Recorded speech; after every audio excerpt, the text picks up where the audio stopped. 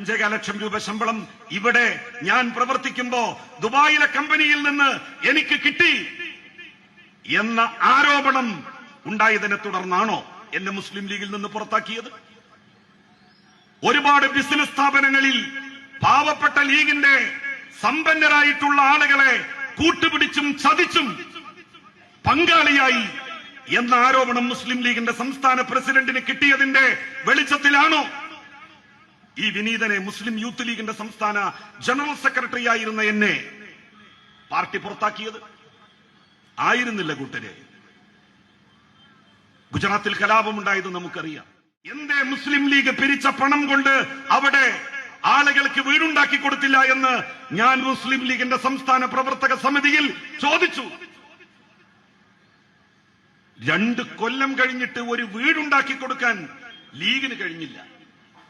50 ഫ്ളാറ്റുകൾ CPIM ഉണ്ടാക്കി കൊടുത്തു. അവിടെ അവരുടെ പോലും പ്രതിബദ്ധത എന്തേ ലീഗ് പുലർത്താത്തത് എന്ന് ചോദിച്ചു. നേതൃത്വം മിണ്ടിയില്ല. അഴിമതി നടത്തുക എന്നുള്ളത് UDFന്റെ സ്വഭാവമാണ്. ആ സ്വഭാവം അനുസരിച്ചാണ് അവർ കാര്യങ്ങളെ നോക്കിക്കാണുന്നത്. മുസ്ലിം ലീഗ് കുറച്ചു കാലമായി CH മുഹമ്മദ് കോയ സാഹിബിന് ശേഷം, കൊരമ്പയിൽ അഹമ്മദ് അജിക്ക് ശേഷം, സയ്യിദ് മുഹമ്മദ് അലി ശിഹാബ് തങ്ങൾക്ക് ശേഷം, പ്രത്യേകിച്ച് ഹൈദർ അലി ശിഹാബ് തങ്ങൾക്ക് ശേഷം കൂടുതൽ സാമ്പത്തിക തട്ടിപ്പുകൾ നടത്തിക്കൊണ്ടിരിക്കുകയാണ്. എന്നെ എന്തിനാണ് മുസ്ലിം ലീഗിൽ നിന്ന് പുറത്താക്കിയത്? ഞാൻ പെണ്ണ് പിടിച്ചിട്ടാണോ? ഞാൻ എന്തെങ്കിലും തരത്തിലുള്ള അഴിമതി ലീഗിൽ നിന്ന് നടത്തിയിട്ടാണോ? ഞാൻ വലിയ ബിൽഡിംഗ്, സ്വർഗീയ സമാനമായിട്ടുള്ള കൊട്ടാരം വീടായിട്ട് പണിതു എന്ന ആക്ഷേപം കിട്ടിയിട്ടാണോ എന്നെ മുസ്ലിം ലീഗിൽ നിന്ന് പുറത്താക്കിയത്?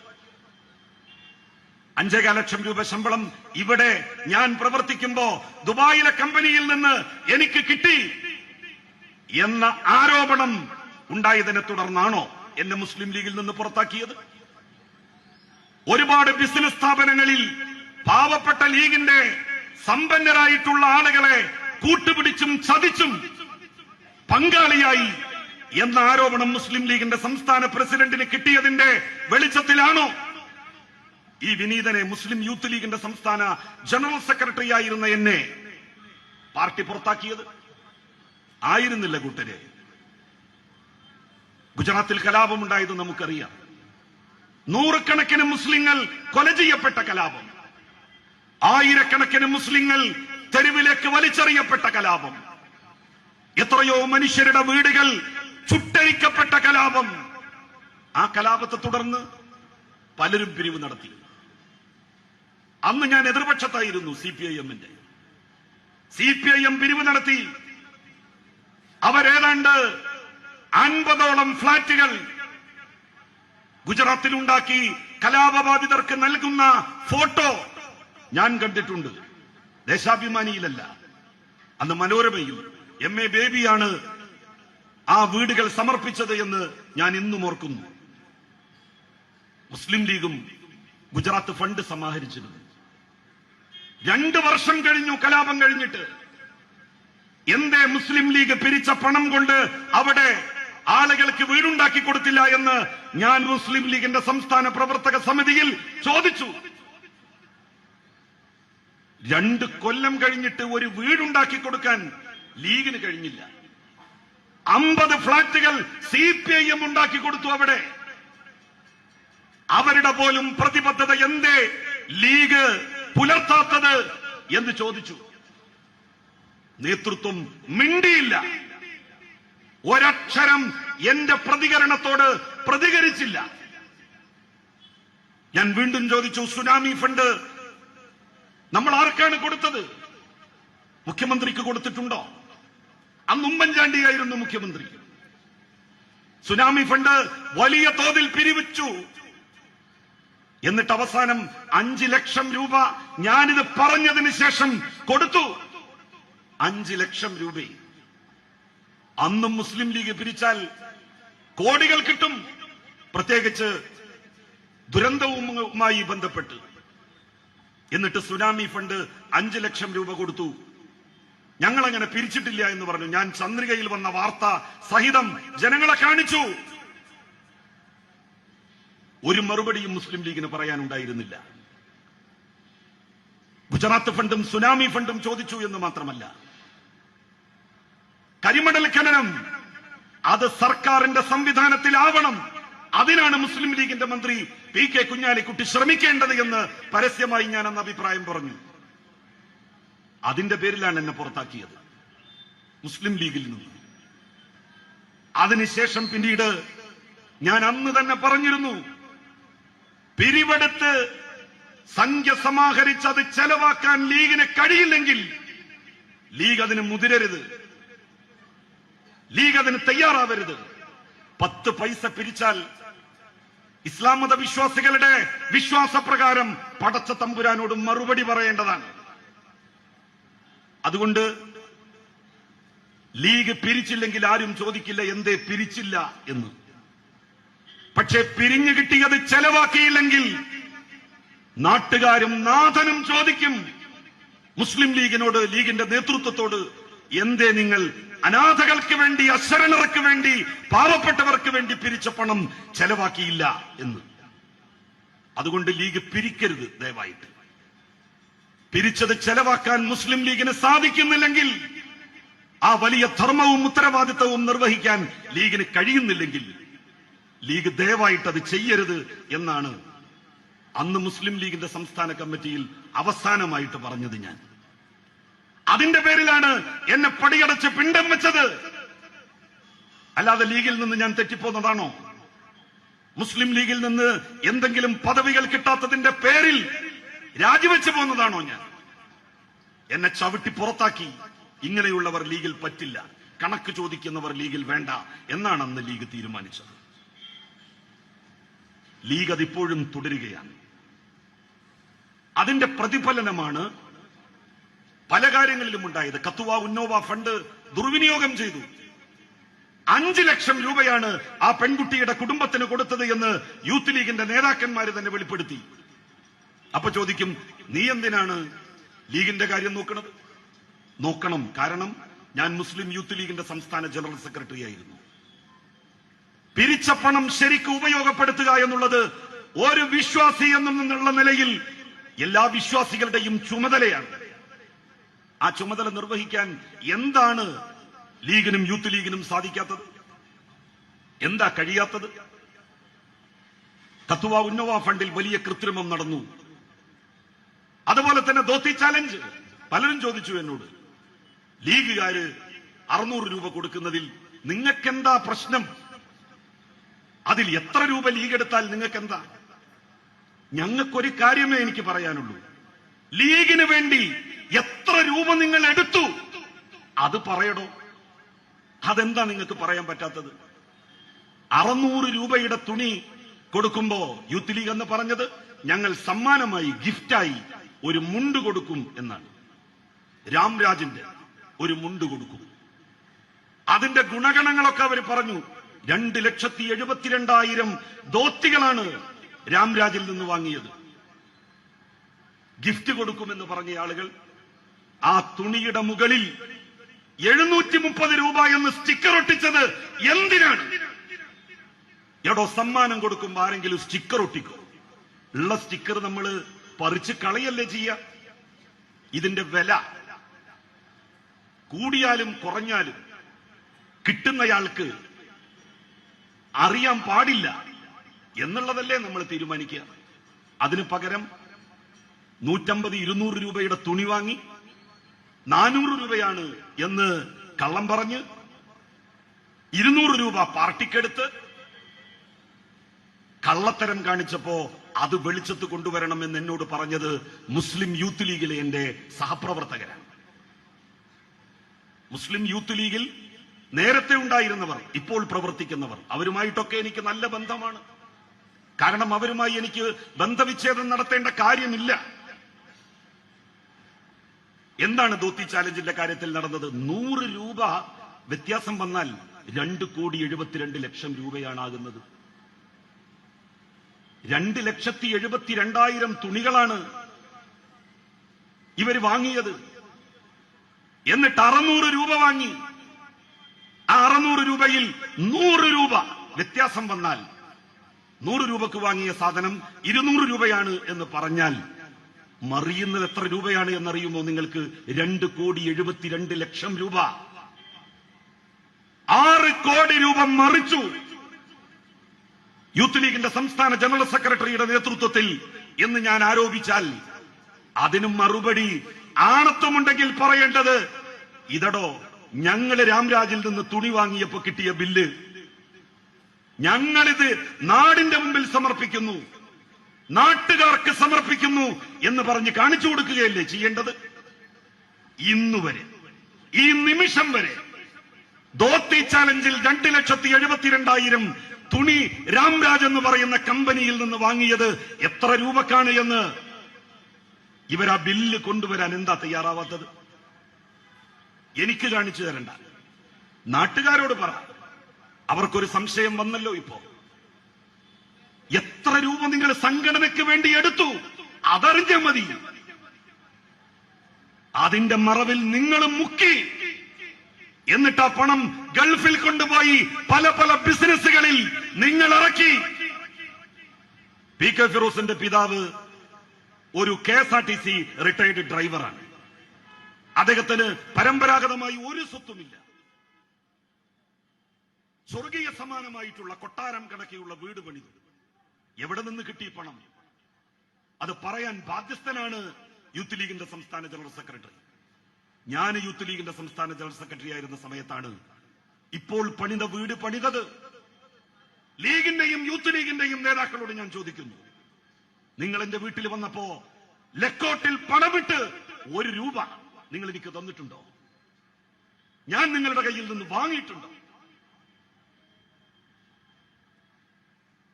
എനിക്കിത് പരസ്യമായി പറയാൻ കഴിയും. യൂത്ത് ലീഗിന്റെ എത്ര ഇപ്പോഴത്തെ നേതാക്കൾക്ക് ഇത് പരസ്യമായിട്ട് പറയാൻ പറ്റും? ആരെയും പറ്റിച്ചിട്ടില്ല, വഞ്ചിച്ചിട്ടില്ല, ഒരാളുടെയും ഓശാരം വാങ്ങിയിട്ടില്ല, ഒരു മുതലാളിയുടെ കയ്യിൽ നിന്നും 5 രൂപ പറ്റിയിട്ടില്ല എന്ന് എത്ര ലീഗിന്റെയും യൂത്ത് ലീഗിന്റെയും നേതാക്കൾക്ക് അവകാശപ്പെടാൻ വേണ്ടി പറ്റും? യൂത്ത് ലീഗിന്റെ പഴയ സെക്രട്ടറി എന്നുള്ള നിലയിൽ എനിക്ക് അഭിമാനത്തോടു കൂടി പറയാൻ വേണ്ടി പറ്റും, അങ്ങനെ ഒരു സംഭവം ഏതെങ്കിലും ഒരു ലീഗുകാരൻ പറയട്ടെ, ഞാൻ അവർ പറയുന്നത് കേൾക്കും. ആർക്കും സംശയം വേണ്ട. ഇങ്ങനെ മുസ്ലിം ലീഗിന്റെ സമ്പത്ത് കൊള്ളയടിക്കുന്നവരെ തുറന്നു കാട്ടുക. ഗൾഫിൽ ജോലി, നാട്ടിൽ സംഘടനാ പ്രവർത്തനം, 5,15 ലക്ഷം രൂപ ശമ്പളം. വെറുതെ പറഞ്ഞതല്ല, ജോബ് കാർഡിന്റെ ഒറിജിനൽ കോപ്പി പത്രക്കാർക്ക് കൊടുത്ത് പറഞ്ഞതാണ്. മറുപടി ഉണ്ടോ? ഇല്ല. എമ്മി എന്ന് പറയുന്ന കൊപ്പത്തെ 40 ലക്ഷം രൂപ ഒരു ഔട്ട്ലെറ്റിന് വേണ്ടി വരുന്ന സ്ഥാപനം, അതിൽ താൻ ഷെയർ ഉണ്ട് എന്ന് സമ്മതിച്ചില്ലേ? ഞാൻ പറഞ്ഞത് എന്താണ് തെറ്റ്? 40 ലക്ഷം രൂപയുണ്ടെങ്കിൽ 20 ലക്ഷം രൂപ വേണ്ടേ? എടോ, നിയമാനുസൃതമാണ് തുടങ്ങുന്നതെങ്കിൽ നിങ്ങളുടെ പേരിൽ തുടങ്ങുന്നത് കൊണ്ട് ആരെങ്കിലും എന്തെങ്കിലും പറയൂ? PV അബ്ദുൽ വഹാബിന് വ്യവസായ സ്ഥാപനങ്ങൾ തന്റെ സ്വന്തം പേരിലുണ്ടല്ലോ. അദ്ദേഹം ബിനാമിയുടെ പേരിലല്ലല്ലോ വാങ്ങിയത്, സ്വന്തം അനുജന്മാരുടെ പേരിൽ, സ്വന്തം മക്കളുടെ പേരിൽ. ലീഗിന്റെ എത്രയോ നേതാക്കന്മാർക്കില്ലേ വ്യവസായ സ്ഥാപനങ്ങൾ, കച്ചവട സംരംഭങ്ങൾ? ഞങ്ങൾ തെറ്റു പറഞ്ഞിട്ടില്ലല്ലോ. ഞാൻ എന്തെങ്കിലും പറഞ്ഞു? അവരൊക്കെ ഒരുപാട് കാലം അധ്വാനിച്ചുണ്ടാക്കിയതാണത്. അവരാരും ബിനാമിമാരുടെ പേരിൽ ഒരു ബിസിനസ്സിലും പങ്കാളിയായിട്ടില്ല. എന്നാൽ യൂത്ത് ലീഗിന്റെ സംസ്ഥാന ജനറൽ സെക്രട്ടറി ഫിറോസ് എത്ര ബിസിനസ്സിലാണ് മറ്റുള്ളവരുടെ പങ്കാളിത്തത്തിൽ അവരുടെ പേരിൽ ഷെയർ ഉടമയായിരിക്കുന്നത്?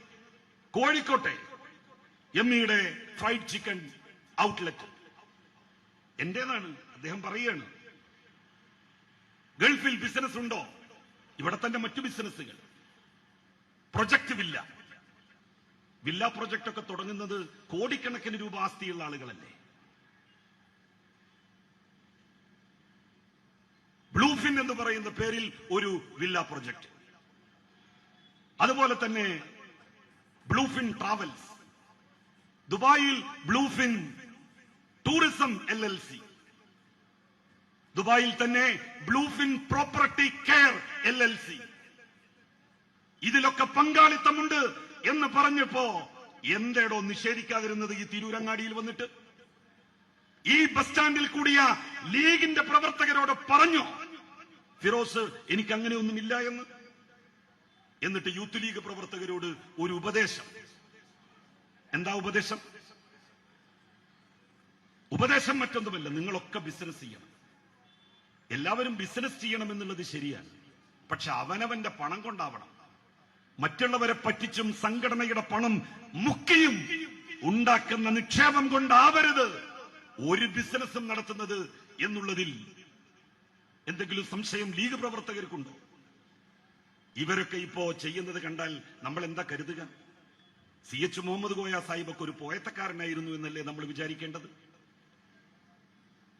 കേരളത്തിന്റെ മുഖ്യമന്ത്രിയായ CH, ഉപമുഖ്യമന്ത്രിയായ CH, MP ആയ CH, ആ CH മരിക്കുമ്പോ CHന്റെ വീട് പണയത്തിലായിരുന്നു എന്നല്ലേ നമ്മൾ കേട്ടത്? ഖായിദമില്ലത്ത് മുഹമ്മദ് ഇസ്മായിൽ സാഹിബ് മദിരാശിയിൽ കാമരാജ് എന്ന് പറയുന്ന തമിഴ്നാടിന്റെ മുഖ്യമന്ത്രി അദ്ദേഹത്തെ കാണാൻ വേണ്ടി വന്നപ്പോ തന്റെ വീട്ടിൽ അയാൾക്ക് ഇരിക്കാൻ വേണ്ടി കൊടുക്കാൻ ഒരു കസേര പോലും ഉണ്ടായിരുന്നില്ല എന്ന് ആവേശത്തോടെ ലീഗുകാർ പ്രസംഗിക്കുന്നത് നമ്മൾ കേട്ടിട്ടില്ലേ? ഞാൻ പ്രസംഗിച്ചിട്ടുണ്ട് ഒരുപാട്. അതാണ് ലീഗ്. ഒരുപാട് ബിസിനസ്സുകൾ യാതൊരു തരത്തിലുള്ള സാമ്പത്തിക അടിത്തറയും ഇല്ലാത്ത ഒരാൾ ആരംഭിക്കുമ്പോൾ അതിൽ എന്തെങ്കിലും തരത്തിലുള്ള അവിഹിതമുണ്ട് എന്ന് കരുതുക സ്വാഭാവികമാണ്. എന്താണ് ഇദ്ദേഹത്തിന്റെ ബിസിനസ്? ഇദ്ദേഹത്തിന്റെ ഫോർച്യൂൺ ഹൗസ് ജനറൽ ട്രേഡിംഗ് എന്ന സ്ഥാപനത്തിന്റെ മറവിൽ ഹവാല ബിസിനസ്സാണ് നടക്കുന്നത്. റിവേഴ്സ് ഹവാലയാണ് നടക്കുന്നത്. വളരെ ആധികാരികമായിട്ടാണ് ഞാൻ പറയുന്നത്. അല്ലെങ്കിൽ ഫിറോസ് പറയട്ടെ ആ ബിസിനസ് സ്ഥാപനത്തിൽ എന്തൊക്കെ ബിസിനസ്സുകളാണ് നടക്കുന്നത് എന്ന്.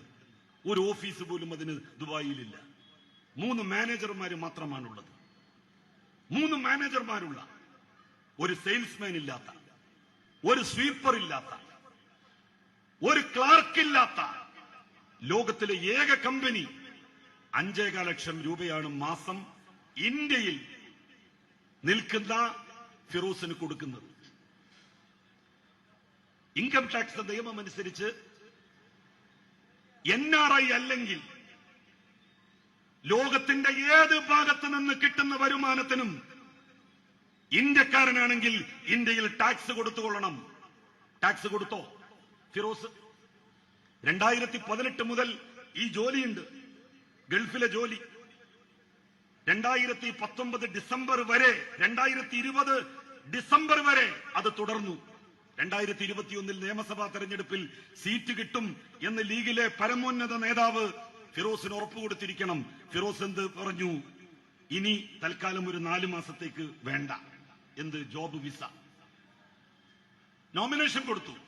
നോമിനേഷനിൽ സാമ്പത്തികമായിട്ടുള്ള നമ്മളുടെ കാര്യങ്ങളെല്ലാം രേഖപ്പെടുത്തണം. 2018 മുതൽ 2020 ഡിസംബർ മാസം വരെ 5.25 ലക്ഷം രൂപ ശമ്പളം വാങ്ങിയ ഫിറോസ് എത്ര ലക്ഷം രൂപ തന്റെ ആസ്തിയിൽ രേഖപ്പെടുത്തണം? പക്ഷേ രേഖപ്പെടുത്തിയത് 67 ലക്ഷം രൂപ. എന്നിട്ട് പറഞ്ഞു എനിക്ക് 47 ലക്ഷം രൂപ കടമുണ്ട്. എന്തൊരു കള്ളത്തരം! തെരഞ്ഞെടുപ്പ് കമ്മീഷനും പരാതി കൊടുക്കുന്നുണ്ട്. തെരഞ്ഞെടുപ്പ് കമ്മീഷനെ വഞ്ചിക്കുക, ചതിക്കുക, ഇതൊക്കെ ഒരു പൊതുപ്രവർത്തകന്, പ്രത്യേകിച്ച് ലീഗിന്റെ ഒരു നേതാവിന് ഭൂഷണമാണോ? അതാണ് എനിക്ക് ചോദിക്കാനുള്ളത്. രാജ്യത്തിന്റെ പല ഭാഗങ്ങളിലും രാജ്യത്തിന് പുറത്തും ഇത്രമാത്രം ബിസിനസ് സംരംഭങ്ങളൊക്കെ തുടങ്ങാൻ യൂത്ത് ലീഗിന്റെ സംസ്ഥാന ജനറൽ സെക്രട്ടറി എന്താ അദാനിയുടെ പേരക്കുട്ടിയാണ്? അദാനിയുടെ പേരക്കുട്ടിയാണെങ്കിൽ നമുക്ക് മനസ്സിലാക്കാം, ഒരുപാട് ബിസിനസ്സുകളൊക്കെ തുടങ്ങാം. എന്നിട്ട് ഈ യൂത്ത് ലീഗുകാരും ലീഗുകാരും അതിനിപ്പോ എന്താ, ഓനക്കൊരു ഞഴമ്പത്തുണ്ടാകണേന് ജലീലിന് എന്താ പത്ര അസൂയ? എടോ ഉണ്ടായിക്കോട്ടെ, ഞമ്മക്ക് അസൂയൊന്നുമില്ല, എനിക്കൊരസൂയില്ല. പക്ഷെ ആരാന്റെ പണം കൊണ്ടാവരുത് ഈ നെതളിപ്പ്. മറ്റുള്ളവനെ പറ്റിച്ചിട്ടും വഞ്ചിച്ചിട്ടുമാകരുത്. മുസ്ലിം ലീഗിനെ വിറ്റ് കാശാക്കിയിട്ടാകരുത് ഈ ബിസിനസിന്റെ തുടക്കം. എത്രയോ പാവപ്പെട്ട ലീഗുകാരില്ലടോ, യൂത്ത് ലീഗുകാരില്ലേ? അവരൊക്കെ ഈ സംഘടനയ്ക്ക് വേണ്ടി പണിയെടുക്കുന്നത് ഒന്നും കിട്ടില്ല എന്നുള്ള ഉറപ്പിലാണ്. ഒരു കാലത്തും ഒരു പഞ്ചായത്ത് മെമ്പർ പോലും ആവില്ല എന്ന് കരുതുന്ന എത്രയോ പ്രവർത്തകന്മാർ, അവരുടെ ചോരയാണോ നിങ്ങളെപ്പോലുള്ളവർ കുടിച്ചു തീർത്തുകൊണ്ടിരിക്കുന്നത്? അത് ഭൂഷണവും ശരിയുമാണോ? ആലോചിക്കണം. ഞാൻ യൂത്ത് ലീഗിന്റെ സംസ്ഥാന ജനറൽ സെക്രട്ടറി ആയിരുന്നു. ഞാൻ പിന്നീട് കോളേജ് അധ്യാപകനായി. 12 കൊല്ലം കോളേജ് അധ്യാപകനായി എന്നോടാണ് പറയുന്നത്, ജലീലും എന്തെങ്കിലുമൊക്കെ ബിസിനസ് ചെയ്യണം. വേണ്ട മോനെ, ആ ഉപദേശം എനിക്ക് വേണ്ട. ഞാൻ ജോലി ചെയ്തിട്ടുണ്ട്, കോളേജിൽ അധ്യാപകനായിരുന്നു. നിങ്ങളൊക്കെ ചെയ്യുന്നത് പോലെയുള്ള ബിസിനസ് ചെയ്താൽ പടച്ചവൻ ഇവിടെ പിടിക്കും. അത് പിടിക്കും, ഒരു സംശയവും വേണ്ട. സാധാരണ പറയാറുണ്ട്, പടച്ചവനെ പേടിച്ചില്ലെങ്കിലും പടപ്പുകളെയെങ്കിലും പേടിക്കണ്ടേ എന്ന്. രണ്ടിനും പേടില്ലാത്ത സൈസുകളാണ് മുസ്ലിം ലീഗിന്റെയും യൂത്ത് ലീഗിന്റെയും നേതൃപദവിയിലിരിക്കുന്ന പല മുഖ്യന്മാരും എന്ന് പറയേണ്ടി വരുന്നതിൽ എനിക്കതിയായിട്ടുള്ള ദുഃഖമുണ്ട്. ഞാൻ എന്റെ വാക്കുകൾ ദീർഘിപ്പിക്കുന്നില്ല. ഞാൻ ഈ പ്രശ്നം പറഞ്ഞപ്പോ, ഈ കാര്യങ്ങളൊക്കെ സമൂഹ മധ്യത്തിൽ ഉണർത്തിയപ്പോ എനിക്കെതിരെ ഒരാരോപണം. അങ്ങനെ ഇരിക്കട്ടെ, ഒന്നിങ്ങോട്ട് പറയുമ്പോ ഒന്നങ്ങട്ട്. ഞാൻ മാത്രമല്ല മോശക്കാരൻ, അവനും മോശക്കാരനാണ് എന്ന് വരുത്താൻ മലയാളം സർവകലാശാലയ്ക്ക് ഭൂമി ഏറ്റെടുത്തത്, അതിൽ വലിയ അഴിമതി നടന്നിട്ടുണ്ട്. മലയാളം സർവകലാശാലയ്ക്ക് ഭൂമി ഏറ്റെടുത്തതിന്റെ നാൾ വഴികൾ നമുക്കൊന്ന് പരിശോധിക്കാം. 12/10/2012 ഡേറ്റ് ഓർക്കണം. 2011 UDF ഉമ്മൻചാണ്ടിയുടെ നേതൃത്വത്തിലുള്ള സർക്കാർ അധികാരത്തിൽ വരുന്നത്. 2006 മുതൽ 2011 മാർച്ച് വരെ VS സർക്കാരായിരുന്നു ഭരിച്ചിരുന്നത്. ഏപ്രിൽ തെരഞ്ഞെടുപ്പ് നടന്നു. മെയ് മാസത്തിൽ പുതിയ സർക്കാർ അധികാരത്തിൽ വന്നു. 2011 മെയ് മാസം മുതൽ കേരളത്തിൽ ഉമ്മൻചാണ്ടിയുടെ സർക്കാരാണ് ഭരിച്ചത്. തുഞ്ചത്തെഴുത്തച്ഛൻ മലയാള സർവകലാശാല രൂപീകൃതമായത് 12/10/2012 31/10/2012 ഈ മലയാള സർവകലാശാലയുടെ മെയിൻ ക്യാമ്പസ് സ്ഥാപിക്കാൻ വേണ്ടി ആദവനാട്, നടുവട്ടം വില്ലേജുകളിലായി 100 ഏക്കറോളം ഭൂമി ഏറ്റെടുക്കുന്നതിന് സർക്കാർ ഉത്തരവ് പുറപ്പെടുവിച്ചു. UDFന്റെ സർക്കാർ. ആ ഉത്തരവനുസരിച്ച് ആദവനാട്ടെ ഭൂമി അളക്കാൻ വേണ്ടി സർവേ ടീം UDFന്റെ ഭരണകാലത്ത് ആദവനാട്ട് പോയി. അവിടെ മുസ്ലിം ലീഗുകാരും നാട്ടുകാരും ഒരുമിച്ച് ചേർന്ന് ആ സർവേ സംഘത്തെ ആട്ടിപ്പായിച്ചു. ആ ഭൂമിയിലേക്ക് കടക്കാൻ വരെ അനുവദിച്ചില്ല അവരെ, ഈ സർവേക്കാരെ. ആ വിവരം ജില്ലാ കളക്ടർ അന്നത്തെ UDFന്റെ ഭരണകാലത്തെ വൈസ് ചാൻസലറായി നിയമിതനായ ജയകുമാറിനെ കത്തിലൂടെ അറിയിച്ചു. തുഞ്ചംപറമ്പിനടുത്തുള്ള ഏറ്റിരിക്കടവിലെ 10 ഏക്കർ ഭൂമി അന്നത്തെ ഇവിടുത്തെ MLA ആയിരുന്ന സി മമ്മൂട്ടി ആദവനാട്ടെ ഭൂമി എടുക്കാൻ കഴിയില്ലെങ്കിൽ എടുക്കാം എന്ന് പറഞ്ഞുകൊണ്ട് VCയോട് നിർദ്ദേശിച്ചു. ആ ഭൂമി VC പോയി നോക്കി. ശിഹാബ് തങ്ങൾ കോപ്പറേറ്റീവ് ഹോസ്പിറ്റൽ ഇപ്പോൾ നിൽക്കുന്ന സ്ഥലം, അതിനോടനുബന്ധിച്ച 10 ഏക്കറാണ്. VCക്ക് സ്ഥലം തൃപ്തിപ്പെട്ടു. VC പറഞ്ഞു, അതിന്റെ ഉടമകളുമായിട്ട് നമുക്ക് നാളെ സംസാരിക്കാം.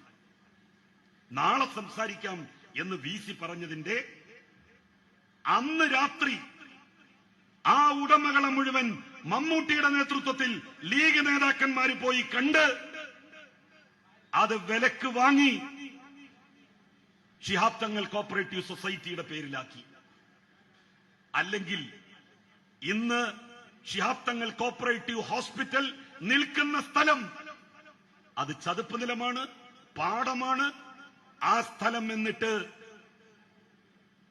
തരം മാറ്റാൻ വേണ്ടി അന്നത്തെ UDF സർക്കാർ ഉത്തരവ് പുറപ്പെടുവിച്ചു.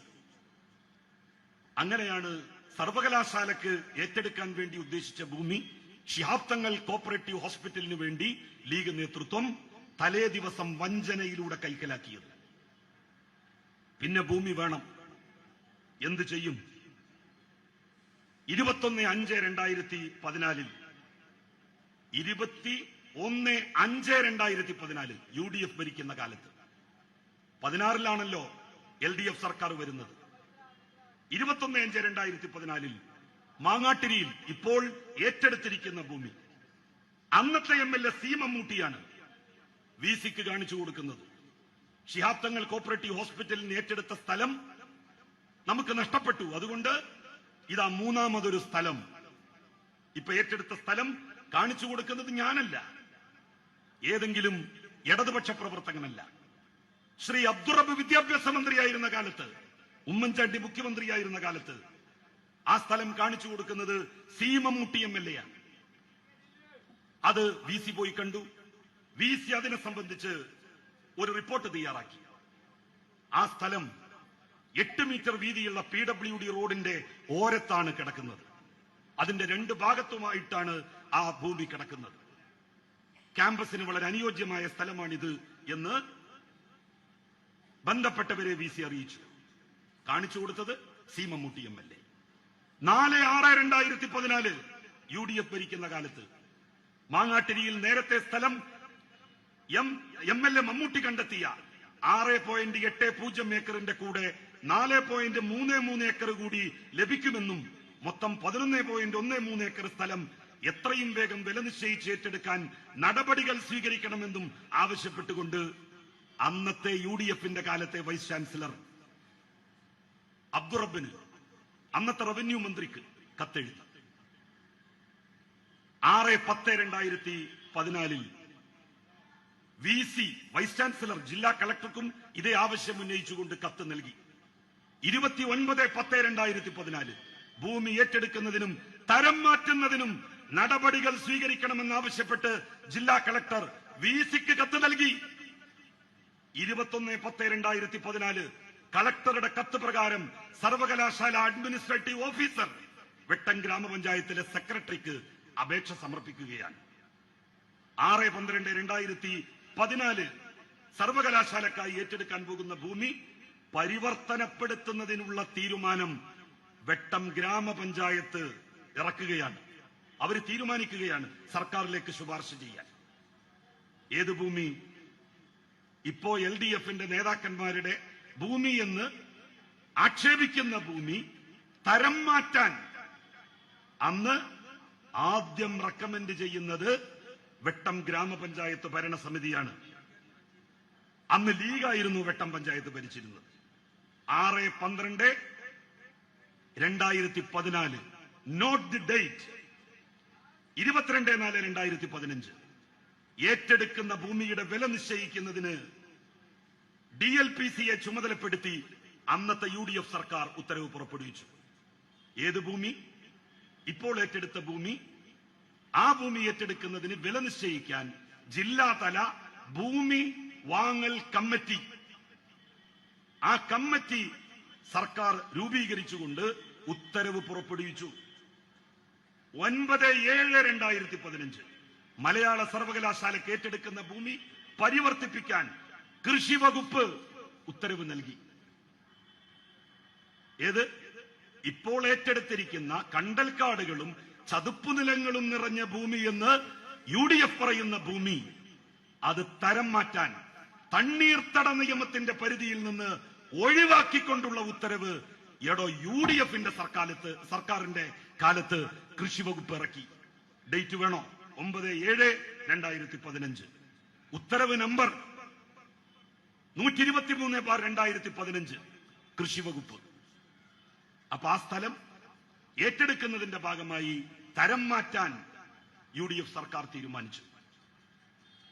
23/9/2015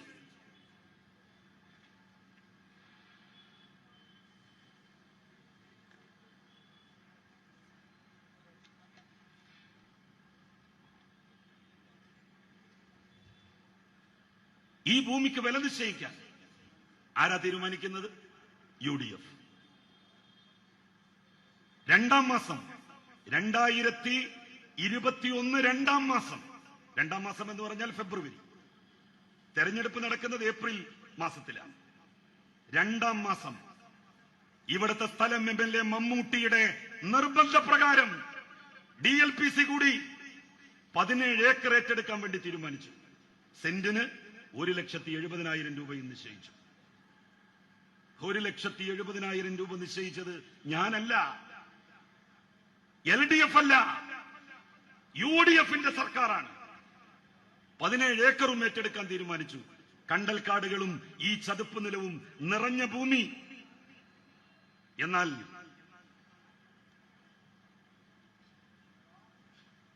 UDFന്റെ സർക്കാരിന്റെ കാലത്ത് എല്ലാ പ്രൊസീജിയറുകളും കംപ്ലീറ്റ് ആക്കി. അപ്പൊ ഇവരോട് പറഞ്ഞിരുന്നു ലീഗേര്, ഇവരന്നും പറഞ്ഞിരുന്നത് 1,60,000. അപ്പൊ പറഞ്ഞു, നിങ്ങൾ 1,70,000 എന്ന് പറഞ്ഞോളൂ, നിങ്ങൾക്ക് എന്താ ഛേദം? അപ്പൊ എന്താ, 10,000 റുപ്യ ലീഗിന് ഒരു സെന്റിന്മേ. 1,70,000 1 കോടി എത്ര രൂപ കിട്ടും? 10,000 രൂപ 11 ഏക്കറിന് സെന്റിന്മേൽ എത്ര റുപ്യ കിട്ടും? 1.25 കോടി കിട്ടും. അത് ലീഗിന്. MLAക്ക്. UDF സർക്കാർ അധികാരത്തിൽ വന്നു. ബെഞ്ച് മാർക്കിന്റെ അവിടെ കുറച്ച് സ്ഥലമുണ്ട് എന്നുള്ള ഒരു മെമ്മോറാണ്ടം ബെഞ്ച് മാർക്കിൽ നിന്ന് കിട്ടി. LDF സർക്കാർ വന്നു. LDF സർക്കാർ വന്നപ്പോ ഞാനല്ലല്ലോ വിദ്യാഭ്യാസ മന്ത്രി. ഞാൻ 2018 വിദ്യാഭ്യാസ വകുപ്പ് ഏറ്റെടുക്കുന്നത്. അന്ന് വിദ്യാഭ്യാസ മന്ത്രി ഇടതുപക്ഷത്തിന്റെ ശക്തനായിട്ടുള്ള നേതാവ് C. രവീന്ദ്രനാഥാണ്. അദ്ദേഹത്തിന്റെ സമയത്താണ്. ബെഞ്ച് മാർക്കിന്റെ അപേക്ഷ കിട്ടിയപ്പോ സർക്കാർ എന്ത് ചെയ്തു? ഒരു ടെക്നിക്കൽ കമ്മിറ്റിയെ രൂപീകരിച്ചു. നേരത്തെ ഇതൊക്കെ നടന്നിട്ടുണ്ടെങ്കിലും ശരി, ഒരു പുതിയ സ്ഥലം നിർദ്ദേശിക്കപ്പെട്ട സാഹചര്യത്തിൽ ആ സ്ഥലം ഒന്ന് പോയി വിസിറ്റ് ചെയ്യണം. സ്ഥലം വിസിറ്റ് ചെയ്തു. അപ്പൊ ചെല്ലുമ്പോ തന്നെ കുപ്പിക്കഴുത്തുമായിരുത്ത റോഡാണ്. 4 മീറ്റർ വീതിയുള്ള റോഡ്. ഒരു ബസ് അങ്ങോട്ട് പോകുമ്പോ ഒരു ഓട്ടോറിക്ഷ വരെ അങ്ങോട്ട് പോരാൻ പറ്റൂല. ഇവര് പറഞ്ഞു, ബെഞ്ച് മാർക്ക് സ്കൂളിലേക്ക് ബസ് ഇഷ്ടം പോലെ പോകുന്നുണ്ടല്ലോ. ബസ് പോകുന്നുണ്ട്, ശരിയാണ്. രാവിലെ അങ്ങോട്ടും പോവും, വൈകുന്നേരം ഇങ്ങോട്ടും വരും, ഒറ്റ ബസ്. പോയി നോക്കിയ ടെക്നിക്കൽ കമ്മിറ്റി പറഞ്ഞു, ബെഞ്ച് മാർക്കിന്റെ സ്ഥലത്തേക്ക് 8 മീറ്റർ റോഡില്ല. ഒരു സർവകലാശാല കുപ്പിക്കഴുത്ത് പോലുള്ള റോഡുള്ള സ്ഥലത്ത് കൊണ്ടുപോയിട്ട് ഉണ്ടാക്കാൻ പറ്റുമോ? അവര് പറഞ്ഞു, ഇതിന് UDF സർക്കാർ നിശ്ചയിച്ച സ്ഥലമാണ് ഏറ്റവും അനുയോജ്യം. അങ്ങനെ തന്നെയാണ് പറഞ്ഞത്. LDF സർക്കാർ വന്നപ്പോഴാണല്ലോ ഈ ബെഞ്ച് മാർക്കിന്റെ സ്ഥലം നിർദ്ദേശിക്കപ്പെട്ടത്. അപ്പൊ ഈ സർക്കാർ വന്നപ്പോൾ നിർദ്ദേശിച്ച ബെഞ്ച് മാർക്കിന്റെ സ്ഥലം യോജ്യമല്ല ഒരു സർവകലാശാല ഉണ്ടാക്കാൻ. സർവകലാശാല ഉണ്ടാക്കാൻ ഏറ്റവും അനുയോജ്യമായിട്ടുള്ള ഭൂമി UDFന്റെ കാലത്ത് അന്നത്തെ MLA നിർദ്ദേശിച്ച ഭൂമിയാണ്. MLA പിന്നെ തെറ്റാനുണ്ടായ കാരണം ഞാൻ നേരത്തെ പറഞ്ഞതുപോലെ, ഞങ്ങൾ വീണ്ടും ഈ പർച്ചേസ് കമ്മിറ്റി കൂടാൻ വേണ്ടി പറഞ്ഞു LDF സർക്കാർ. അങ്ങനെ കൂടിയപ്പോഴാണ് സർക്കാർ ഏതായാലും പോയല്ലോ. ഇനിയിപ്പോ ലീഗേർക്ക് എന്തിനാ വെറുതെ 10,000 റുപ്യ കൊടുക്കണമെന്ന് അതിന്റെ ഉടമകൾ വിചാരിച്ചിരിക്കണം.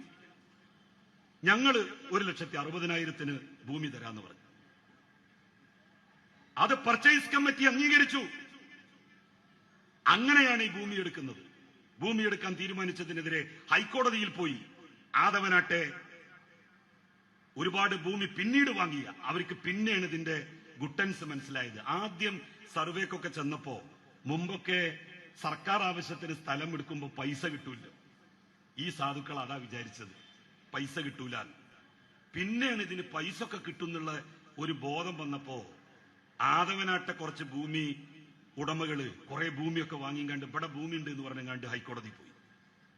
ഹൈക്കോടതിയുടെ സിംഗിൾ ബെഞ്ച് ഇവരുടെ ഭൂമി പരിഗണിക്കാൻ പറ്റുമോ എന്ന് പരിശോധിക്കണം എന്ന് സർക്കാരിനോട് പറഞ്ഞു. അപ്പൊ സർക്കാർ എന്ത് ചെയ്തു? നിയമോപദേശം കിട്ടി സർക്കാരിന്. ആദവനാട്ടേക്ക് ഇത് പോവുകയാണ്. തിരൂരത്തെയാണ് സർവകലാശാല.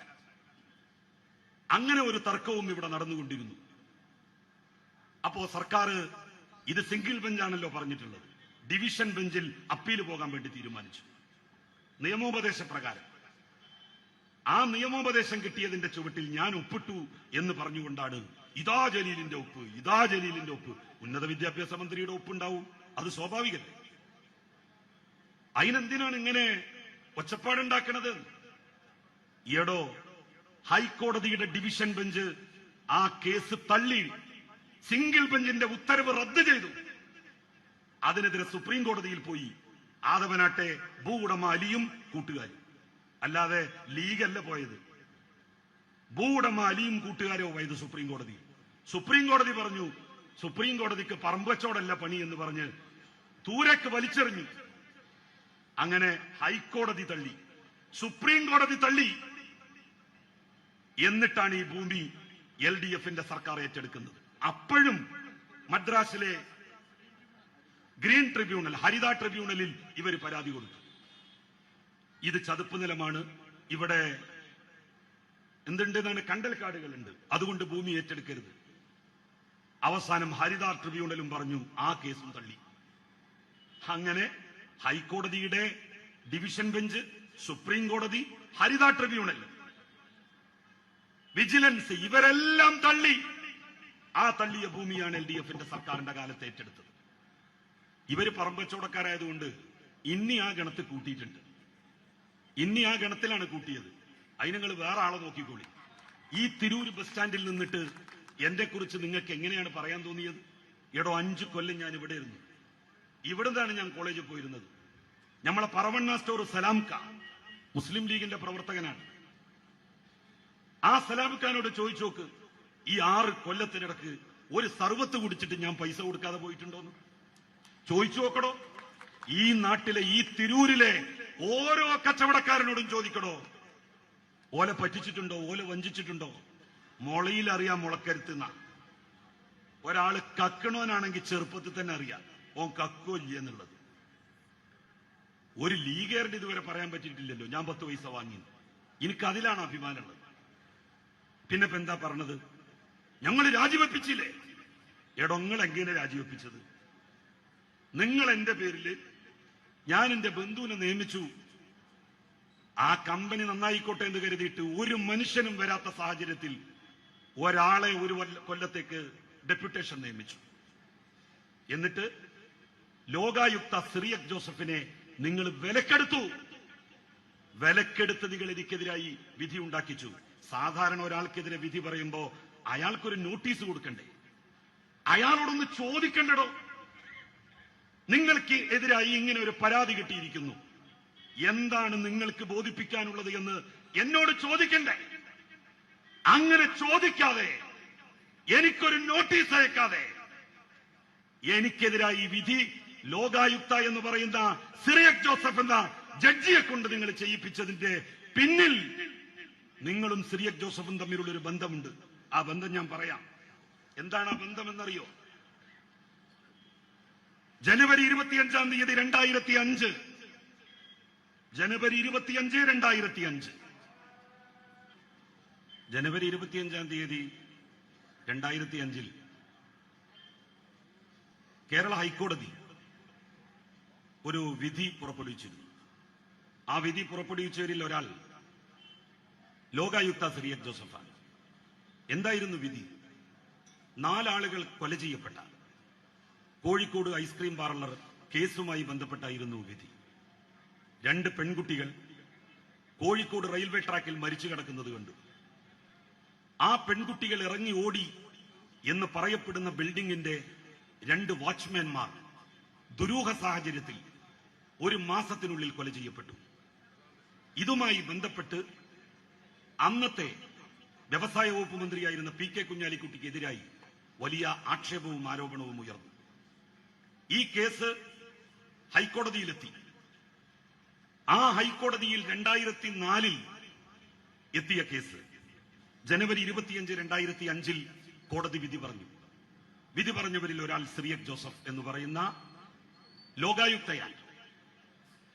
ആ വിധി ഇങ്ങനെയാണ്: These 3 writ petitions have been filed as pro bono publico seeking action against Mr. PK Kunyalikutti, who was a cabinet minister in the present government. ആ വിധിയുടെ രത്നചുരുക്കം വിധിയുടെ ആരംഭത്തിൽ പറയുകയാണ്. 3 പേര് അന്നത്തെ കാബിനറ്റ് മന്ത്രിയായിരുന്ന PK കുഞ്ഞാലിക്കുട്ടിക്കെതിരായി പൊതു താൽപര്യ ഹർജി എന്നുള്ള നിലയിൽ സമർപ്പിക്കപ്പെട്ടിട്ടുള്ള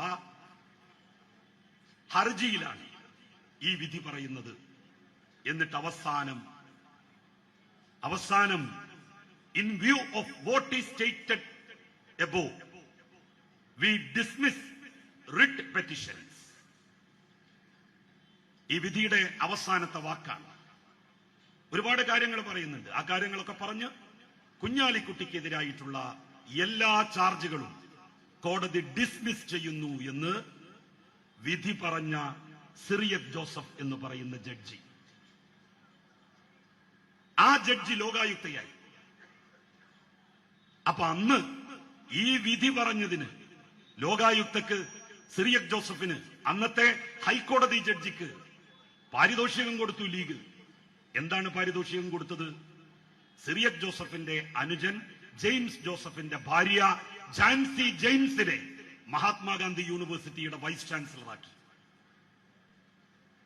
മഹാത്മാഗാന്ധി യൂണിവേഴ്സിറ്റിയുടെ വൈസ് ചാൻസലറായിട്ട് അന്ന് നിർദ്ദേശിക്കപ്പെട്ടിരുന്നത് ഡോക്ടർ സിറിയക് തോമസ് എന്ന് പറയുന്ന MG യൂണിവേഴ്സിറ്റിയുടെ മുൻ വൈസ് ചാൻസലർക്ക് ഒരു ചാൻസ് കൂടി കൊടുക്കണം എന്നുള്ള നിലയിൽ അദ്ദേഹത്തിന്റെ പേരായിരുന്നു.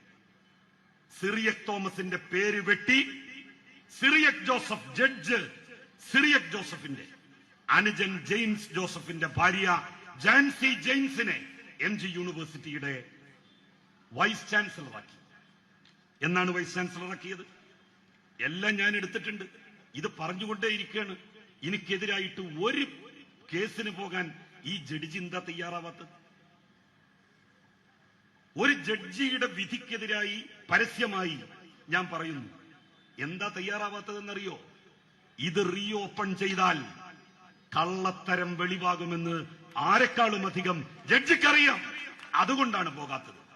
ഞാൻ ഫിറോസിനെ വെല്ലുവിളിക്കുന്നു, ജഡ്ജി പോയില്ലെങ്കിൽ താൻ പോകും. നിങ്ങളിപ്പോ ഇങ്ങനെ മഹാനായിട്ടുള്ള ഒരു ജഡ്ജിയെ സമൂഹ മധ്യത്തിൽ താറടിച്ചു കാണിക്കുന്നു. ഈ ജഡ്ജിയാണ് അഭയ കേസിൽ 1-ാം പ്രതിയായിരുന്ന ഫാദർ കോട്ടൂരിനെ രക്ഷിക്കാൻ വേണ്ടി കർണാടക ഹൈക്കോടതിയിൽ അദ്ദേഹം ചീഫ് ജസ്റ്റിസ് ആയിരിക്കെ നുണപരിശോധന നടത്തിയ, അന്ന് നിങ്ങൾക്ക് ഓർമ്മയില്ലേ, നാർക്കോട്ടിക് അനാലിസിസ് നടത്തിയത്, നുണപരിശോധന നടത്തിയ ലബോറട്ടറിയിൽ ഈ സിറിയക് ജോസഫ് പോയിട്ട് ആ ഫലം അട്ടിമറിക്കാൻ വേണ്ടി നോക്കി. അതിന്റെ റിസൾട്ട് എന്താണ് എന്ന് പ്രതികൾക്ക് ചോർത്തിക്കൊടുത്തു. CBIയുടെ കുറ്റപത്രത്തിൽ അതുണ്ട്.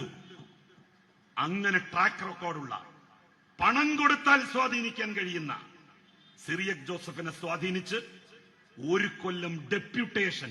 അത് ആർക്കോ ആവട്ടടോ, ഡെപ്യൂട്ടേഷൻ അല്ലേ, സ്ഥിരജോലിയല്ലല്ലോ. 1 കൊല്ലം കഴിഞ്ഞാൽ അയാള് അവിടെ നിന്ന് തിരിച്ചുപോയി തന്റെ നേരത്തെ ജോലി ചെയ്തിരുന്ന സ്ഥാപനത്തിലേക്ക് പോകും. ആ കേസിലാണ് ഇങ്ങനെ ഒരു വിധി ഉണ്ടായത്. അന്നത്തെ ലോകായുക്ത നിയമമനുസരിച്ച് 14-ാം വകുപ്പനുസരിച്ച് ലോകായുക്തയുടെ നിയമത്തിനെതിരായിട്ട് ഹൈക്കോടതിയിലോ സുപ്രീം കോടതിയിലോ അപ്പീല് പോകാൻ പോലും കഴിയില്ല. അയാൾ എന്താണോ വിധിക്കുന്നത് അത് നടപ്പിലാക്കിക്കൊള്ളണം. ആ നിയമമാണ് കേരള നിയമസഭ ചവറ്റുകൊട്ടയിലേക്ക് വലിച്ചെറിഞ്ഞത്. ലോകായുക്ത നിയമം ഭേദഗതി ചെയ്തത്. ഇനി ഒരു കുഞ്ഞാലിക്കുട്ടിമാർക്കും ഒരു ഫിറോസുമാർക്കും ഒരു ജലീലിനെ ഇങ്ങനെ ചതിച്ച് പണം കൊടുത്ത് ഇവനെ പോലുള്ള ആളുകളെ സ്വാധീനിച്ച് വിധി പറയിപ്പിക്കാൻ ഒരവസരമുണ്ടാവരുത് എന്ന് സർക്കാർ തീരുമാനിച്ചു. അങ്ങനെയാണ് ആ നിയമം അവര് ഉപയോഗപ്പെടുത്തിയത്. ഞാൻ ഹൈക്കോടതി പോയി. ഹൈക്കോടതി പറഞ്ഞു, നിലവിലുള്ള ലോകായുക്ത നിയമം അനുസരിച്ച് അപ്പീൽ അതോറിറ്റി അല്ല ഹൈക്കോടതി. സുപ്രീം കോടതിയിൽ പോയി. സുപ്രീം കോടതിയും പറഞ്ഞു, നിലവിലുള്ള കേരളത്തിലെ ലോകായുക്ത നിയമം അനുസരിച്ച് ആ വിധിയുടെ അപ്പീൽ അതോറിറ്റി അല്ല സുപ്രീം കോടതി. അതുകൊണ്ടാണ് ആ 2 അപ്പീലുകളും തള്ളിയത്. ഇതാണ് ഇവരുടെ ഒരു അവസ്ഥ എന്ന് പറയുന്നത്. ഞാൻ ചെയ്ത കുറ്റം എന്താണ്? 2006-ൽ കുഞ്ഞാലിക്കുട്ടിയെ തോൽപ്പിച്ചു. ആ തോൽപ്പിച്ചതിന് പകരം വീട്ടാൻ തവനൂരിൽ അവർ ഒരുപാട് നോക്കി, നടന്നില്ല. എന്നാ പിന്നെ സിറിയക് ജോസഫിനെ വിലക്കെടുത്ത് പണ്ട് ഐസ്ക്രീം പാർലർ കേസിൽ തനിക്കനുകൂലമായി വിധി വാങ്ങിയതുപോലെ ജലീലിനെതിരായിട്ട് വിധി വാങ്ങാം എന്ന് മുസ്ലിം ലീഗ് തീരുമാനിച്ചു.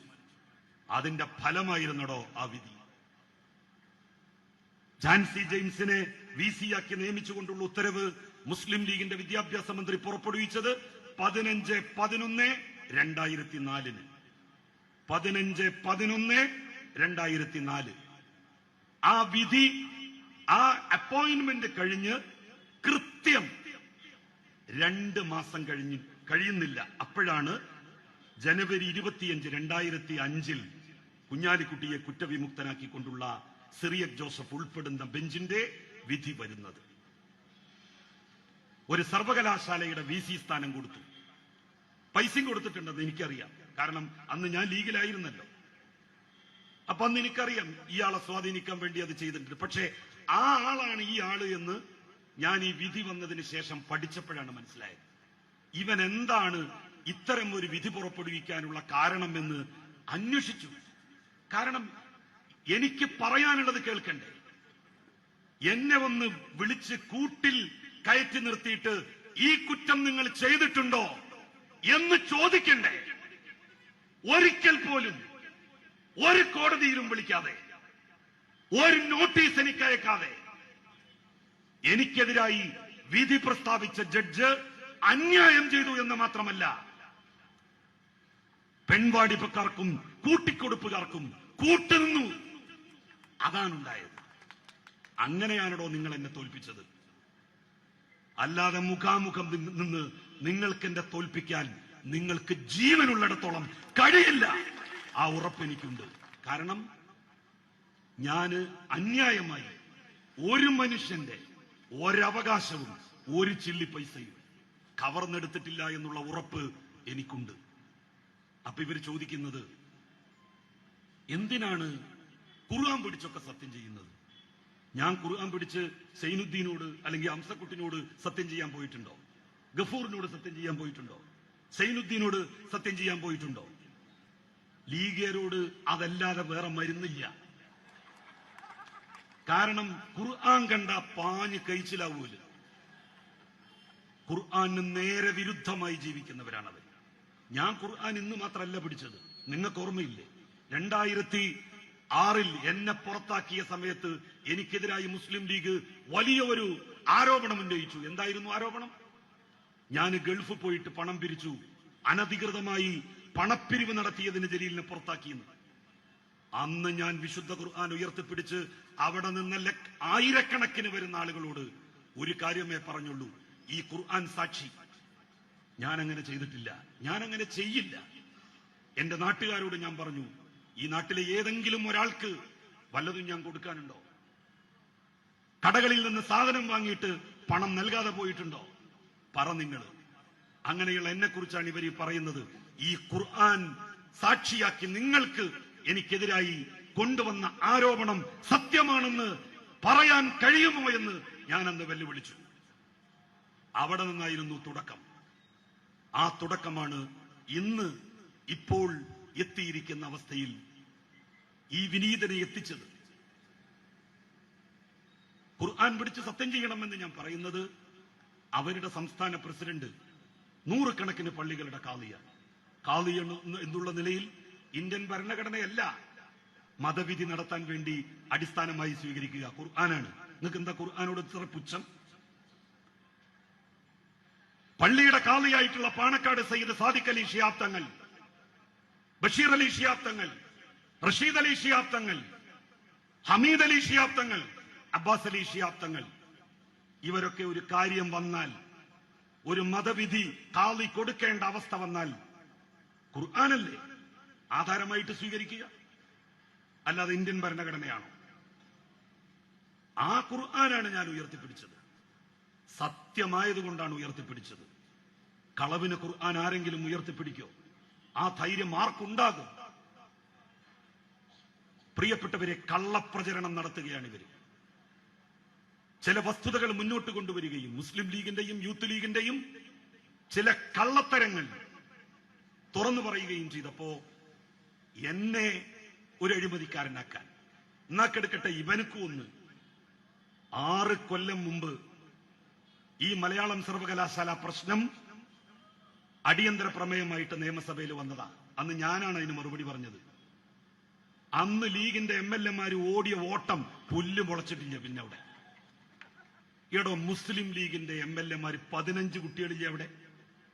ഈ 15 പേരിൽ ഏതെങ്കിലും ഒരുത്തൻ എനിക്കെതിരായിട്ട് അഴിമതി ആരോപണം എഴുതി കൊടുക്കട്ടെ സ്പീക്കർക്ക്. അടിയന്തര പ്രമേയം കൊണ്ടുവരണ്ട, അത് മുമ്പ് കൊണ്ടുവന്നപ്പോ തള്ളി എന്നുള്ള സാങ്കേതികത്വം ഉണ്ടെങ്കിൽ നിങ്ങൾ എനിക്കെതിരായി അഴിമതി ആരോപണം എഴുതി കൊടുക്കും. CBIക്ക് കേസ് കൊടുത്തടോ. NIAയും കസ്റ്റംസും EDയും ആമനെ പരിശോധിക്കണമായിട്ട് അങ്ങോട്ടും ഇങ്ങോട്ടും ഒക്കെ ആക്കിയിട്ട് പരിശോധിച്ചിട്ട് 10 പൈസ ഇന്റെ അടുത്തുനിന്ന് കിട്ടിയിട്ടില്ല. അവസാനം ED ചോദിച്ചു, എന്തെങ്കിലും ഞങ്ങൾ അങ്ങോട്ട് തരണോന്ന് ചോദിച്ചു. റിയലി എന്റെ എല്ലാ അക്കൗണ്ടും പരിശോധിച്ചു. അങ്ങനെ പാരമ്പര്യമുള്ള ഒരാൾക്ക് ഏതന്വേഷണം വന്നാൽ എന്ത് ചുക്ക് ലീഗിനെയും യൂത്ത് ലീഗിനെയും വെല്ലുവിളിക്കുന്നു. ഈ മലയാളം സർവകലാശാലയുമായി ബന്ധപ്പെട്ട് അതിന് ഭൂമി വാങ്ങിയതുമായി ബന്ധപ്പെട്ട കേസിൽ 1 രൂപ 1 നയാ പൈസ എനിക്ക് കിട്ടിയിട്ടുണ്ട് എന്ന് തെളിയിച്ചാൽ നിങ്ങൾ പറയുന്നത് ഞാൻ കേൾക്കും. നിങ്ങൾ CBIക്കോ ഏത് ഏജൻസിക്ക് കൊടുത്തോ 100 വട്ടം സ്വാഗതം, 100 വട്ടം. പിന്നെ പറഞ്ഞു തെരഞ്ഞെടുപ്പ് മുഴുവൻ നടത്തിയത് ഞാന് ഇവിടുന്ന് ഒരാളെടുത്തുനിന്ന് ഒരു പൈസയും വാങ്ങിയിട്ടില്ല. ഇവിടെ എത്ര മുതലാളിമാരുണ്ട് ഇന്ന പരിചയമുള്ള? ഞാൻ 4 തെരഞ്ഞെടുപ്പിൽ മത്സരിച്ചിട്ടുണ്ട്. 4 തെരഞ്ഞെടുപ്പിൽ. ഈ നാട്ടിലെ ഏതെങ്കിലും ഒരു മുതലാളി പറയട്ടെ, ജലീൽ എന്നെ വിളിച്ചിരുന്നു തെരഞ്ഞെടുപ്പ് ഫണ്ടിലേക്ക് പൈസ ചോദിച്ചിട്ട്. ഇടതുപക്ഷ മുന്നണിയുടെ സ്ഥാനാർത്ഥിയെ വിജയിപ്പിക്കുന്നത് ഇടതുപക്ഷ പ്രവർത്തകരാണ്. ഇടതുപക്ഷ പാർട്ടിക്കാരാണ് ഓരോ ആളുകളുടെയും തെരഞ്ഞെടുപ്പ് ഫണ്ട് സ്വരൂപിക്കുന്നത്. വളരെ അടുപ്പം കൊണ്ട് ജീവിതത്തിൽ 10 പൈസ എന്നെ കൊണ്ട് ഉപകാരം കിട്ടാത്ത ആളുകളാണ് തെരഞ്ഞെടുപ്പ് ഫണ്ടിലേക്ക് എന്തെങ്കിലും കമ്മിറ്റിക്കാരെ ഏൽപ്പിച്ചിട്ടുള്ളത്. അതും ഞാൻ നേരിട്ട് ഒന്നും വാങ്ങാറില്ല. അതൊക്കെ ലീഗിന്റെ പാരമ്പര്യമാണ്. മുസ്ലിം ലീഗില് തെരഞ്ഞെടുപ്പിൽ മത്സരിക്കുക എന്നുള്ളതിന്റെ വലിയ കാര്യമാണ്. കാരണം എന്താ? നടന്ന് പിരിക്കാം, എല്ലാരും കണ്ട് പിരിക്കന്നെ. അല്ല, ഞാൻ മത്സരിക്കുന്നുണ്ട്, എന്തെങ്കിലും തരണം. എന്റെ മണ്ഡലത്തില്, തവനൂര് മണ്ഡലത്തിൽ പോയി നോക്കിങ്ങൾ, അവിടെ എത്ര സമ്പന്നരുണ്ട്, എത്ര പണക്കാരുണ്ട്. ഈ 3 തെരഞ്ഞെടുപ്പ് കഴിഞ്ഞിട്ട് ഒരാളെടുത്തുനിന്ന് ഒരു 10 റുപ്യ ഞാൻ ചോദിച്ചെന്ന് ഒരാള് പറഞ്ഞാൽ മതി. ഒരാള് ചോദിച്ചിട്ടില്ല. ആ ശീലം മുമ്പേ ഇല്ല, ഇങ്ങോട്ട് ഉണ്ടാവില്ല. അത് ലീഗിലായിരുന്നപ്പോഴും ഞാൻ അങ്ങനെ തന്നെയാണ്. ലീഗിൽ എത്ര പ്രമാണിമാരുണ്ടായിരുന്നു? ലീഗിൽ സാമ്പത്തിക കുറ്റം എന്ന് പറഞ്ഞതൊരു കുറ്റമേ അല്ല. ലീഗില് തട്ടിപ്പ് നടത്തുക, മുണുങ്ങുക എന്ന് പറയുന്നത് ഹലാലായ കാര്യമാണ്. ഓനക്ക് സ്ഥാനക്കയറ്റാണ് കൊടുക്കുക. കാരണം എന്താ? ഓൻ നല്ല മെച്ചമുള്ളവനാട്ടോ, എന്താ ഓന്റെ യോഗ്യത? അതാണ് പറയാ ലീഗിന്റെ സാധാരണ പ്രവർത്തകര്. എന്നാലും ഓൻ പറ്റിച്ചല്ല. അങ്ങനെ ഓനൊരു സമ്മതിക്കണം കേട്ടോ, ഓനെ സമ്മതിക്കണം. ഇതാടോ ലീഗിൽ പറയാ. അന്ന് സാധാരണ പറയാറില്ലേ നമ്മള്, വലിയൊരു നാളും അല്ല ഈ 25-ആവും വെള്ളിയാഴ്ചയായിട്ട് പാപ്പ പള്ളിയിൽ പോയിട്ടില്ല, ലീഗിലായിട്ട് കട്ടിട്ടില്ല. എന്നിട്ടല്ലേ പിന്നെ ഇടതുപക്ഷത്ത് വന്നിട്ട് കക്കുക, അഴിമതി നടത്തുക. ഇതുണ്ടെങ്കിൽ ലീഗിലുണ്ടാകുമ്പോ കക്കണ്ടേ, അഴിമതി നടത്തണ്ടേ, ഏതെങ്കിലും ഒരുത്തന്റെ അടുത്ത് 10 റുപ്യ വാങ്ങണ്ടേ? അങ്ങനെ ചെയ്തിട്ടില്ല. എന്നിട്ടല്ലേ ഇപ്പോ ഇടതുപക്ഷത്ത് വന്നിട്ട് നടത്തുക. പ്രിയപ്പെട്ടവരെ, ഇതൊക്കെ കള്ളപ്രചരണങ്ങളാണ്. ഞാൻ സംസാരിച്ചത് തെളിവുകൾ വെച്ചാണ്. ഈ തെളിവുകളാണ് എന്നും ഇവർക്കെതിരായിട്ടുള്ളത്. മുസ്ലിം ലീഗും യൂത്ത് ലീഗും നടത്തുന്ന ഈ തോന്നിവാസങ്ങൾക്കെതിരായി, ആളുകളെ പറ്റിക്കുന്നതിനെതിരായി ഇപ്പൊ ലീഗേര് ഒരുപാട് സംരംഭങ്ങളുമായിട്ട് ഇറങ്ങിത്തിരിച്ചിരിക്കുക. ബിസിനസ് സംരംഭങ്ങൾ, ഷെയർ പിരിക്കാൻ വേണ്ടിയിട്ട്. ലീഗിന്റെ അനുഭാവികളായിട്ടുള്ള നല്ല സുഹൃത്തുക്കളോട് എനിക്ക് പറയാനുള്ളത്, 5 പൈസ ഷെയർ എന്നും പറഞ്ഞിട്ട് ലീഗേരടുത്ത് നിങ്ങൾ കൊടുത്തു പോകരുത്. 50 കോടിയാണ് TP ഹാരിസ് എന്ന് പറഞ്ഞ ജില്ലാ പഞ്ചായത്തിന്റെ മെമ്പർ ആൾക്കാരെ പറ്റിച്ചത്. എന്ത് പറഞ്ഞിട്ടാ വാങ്ങിയതെന്നറിയോ? 1 കോടി വാങ്ങി, 2 കോടി വാങ്ങി, 50 ലക്ഷം വാങ്ങി. ജില്ലാ പഞ്ചായത്തിന്റെ വർക്കുകളിൽ ഷെയർ കൂട്ടാം. ഇങ്ങനുണ്ട് ഒരു മനുഷ്യൻ. ഇവരൊക്കെ സംസ്ഥാനത്ത് അധികാരത്തിൽ വന്നാല് സെക്രട്ടേറിയറ്റിന്റെ അടിയാധാരം പണയം വെച്ച് പൈസ എടുത്ത് പോകൂലേന്ന്. ഈ ലീഗൊക്കെ സംസ്ഥാനത്ത് അധികാരത്തിൽ വന്നാൽ സെക്രട്ടേറിയറ്റിന്റെ ഈ ഫിറോസ് ഒന്നും കഴിഞ്ഞ തവണ സത്യത്തിൽ അബ്ദുറഹ്മാന് വലിയൊരു സേവന ചെയ്തത്. ഇവനെ പോലുള്ള ആൾ അവിടുന്ന് ജയിച്ചു വന്നിരുന്നെങ്കിൽ പ്രതിപക്ഷത്താണെങ്കിലും എനിക്ക് പ്രശ്നമാവില്ല. സെക്രട്ടേറിയറ്റിന്റെ ആധാരം പണയപ്പെടുത്തിങ്ങാണ്ട് ഒരു 4 കമ്പനി അമേരിക്കയിൽ തുടങ്ങാൻ വേണ്ടി നോക്കുക. ആ ജാതിയാണ് ആൾക്കാർ. അപ്പൊ ഇങ്ങനെയുള്ള ആളുകൾക്ക് നിങ്ങൾ ഷെയർ കൊടുക്കരുത്. ഓൽക്കൊരു 10,000-15,000 ഉറുപ്പ്യ കൊടുക്കുക. അതേറ്റ് മുങ്ങുകയാണെങ്കിൽ മുങ്ങിക്കോട്ടെ. 10,000-അപ്പുറത്തേക്ക് 1 ഉറുപ്പ്യ. ലീഗിന്റെ സുഹൃത്തുക്കളെ, നിങ്ങൾ ലീഗിന്റെ ഒരു നേതാവിനെയും ഏൽപ്പിക്കരുത്. ആ പാലും കമ്പനി, ഈ ഫാം, ഇപ്പൊ ഒരുപാട് പാലും കമ്പനിക്കാരിറങ്ങിയിട്ടുണ്ട്. ഇവിടെ മിൽമ തന്നെ നിക്കക്കള്ളി ഇല്ലാതെ അങ്ങനെ എരിവിരി കൊള്ളുകയാണ്, നിലനിൽപ്പിന് വേണ്ടി പൊരുതുകയാണ്. അപ്പോഴാണ് ഒരു പാലും കമ്പനിയായിട്ട് ലീഗേരൊക്കെ കൂടി ആകെ 100 കോടി ഉറുപ്പ്യക്ക് ഉള്ള സാധനത്തിന് 10,000 കോടി പിരിക്കു വരും. എന്നിട്ടൊരു 10-15 മാസം എന്തെങ്കിലുമൊക്കെ കൊടുക്കും നക്കാപ്പിച്ച. പിന്നെ പറയും അത് പൊളിഞ്ഞു പറയും. അൽ ഫാത്തിഹ. അതന്നെ എല്ലാരും ഫാത്തിഹ ഒന്നും ദ്വാരന്ന് കുടി പോകുക എന്ന് പറയും. അപ്പൊ പൈസ പോകാതിരിക്കാൻ എന്റെ പ്രിയപ്പെട്ട ലീഗിന്റെ സുഹൃത്തുക്കൾ, മുസ്ലിം ലീഗുകാര് യാതൊരു പ്രൊഫഷണലിസവും ഇല്ലാതെ കച്ചവടം എന്നൊക്കെ പറഞ്ഞു വരുന്നതിൽ വീണുപോകാതെ സൂക്ഷിക്കണം എന്നുകൂടി ഉണർത്തിക്കൊണ്ട്, കാരണം അവരൊക്കെ എന്റെ സുഹൃത്തുക്കളാണ്. എനിക്ക് അവര് വഞ്ചിക്കപ്പെടുന്നത് കാണാനുള്ള പ്രയാസം കൊണ്ടാണ് ഞാൻ ഈ കാര്യം പറയുന്നത് എന്നുകൂടി ഉണർത്തി ഞാൻ എന്റെ വാക്കുകൾ അവസാനിപ്പിക്കുന്നു. നന്ദി, നമസ്കാരം.